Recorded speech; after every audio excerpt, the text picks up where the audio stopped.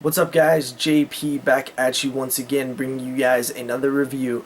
This time we are reviewing the 1971 horror thriller, What's the Matter with Helen? What's the Matter with Helen follows two mothers who are friends. They are middle-aged mothers. Both of their sons have committed a gruesome, grisly murder in which they were sentenced to life in prison. After the trial, the two mothers are very shaken up. They're, kind of shameful about the whole situation when they receive a phone call from a mysterious man who is mumbling and basically threatening them over the murders. They decide that they've had enough. Both of their husbands are gone, and they decide that they are going to change their names, flee to California, and start a new life and open up a dance studio. They do so, and it's a very successful dance studio. This is 1933, so they're receiving a lot of money from these upper class mothers who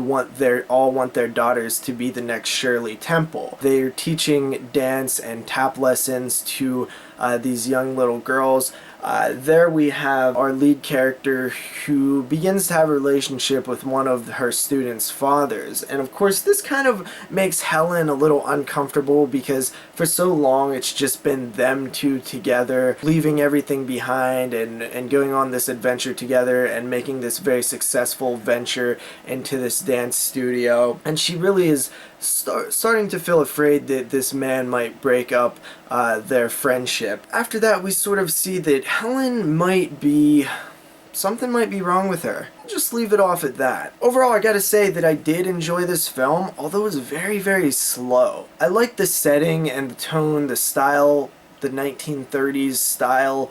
They did a good job capturing that sort of lifestyle where all these people wanted this fame. Hollywood was so new and fresh, and everybody had big dreams.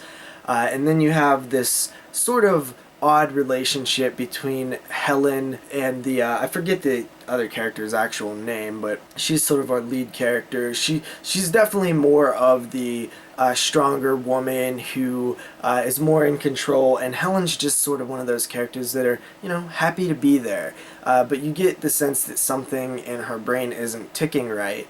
I don't really want to say too much about it. I'll just say I liked certain aspects of the film, but it drags. I mean, it's like an hour and 45 minutes. This film could have been 90 minutes or under, honestly. I will say, early on, the murders of their sons, I thought that could have been, they all really explained that in like the post-credits sequence, and I felt like they could have chopped out a huge chunk of the center of this film that they did sort of use for character development and stuff.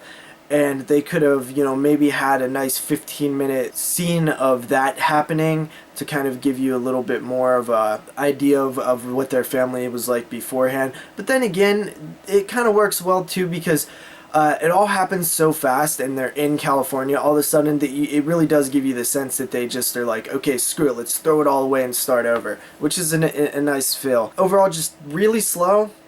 A lot of stuff that did not need to be in the film, very boring at times, kind of almost painfully boring at times, but I feel like the end result, there are a few dark scenes, and there's some actual good-ass lighting in the early scenes as well, that I was super impressed with. I was like kind of taken back a little bit. They set up this mood and atmosphere at the beginning of the film that is all done by this sort of like pink flashing lights, which I really enjoyed. Gonna give this one a 6 out of 10. There are some plot holes in it, certain things didn't make sense, but overall, even with its slow nature, there's enough stuff in there to keep you interested. So I give it a 6 out of 10.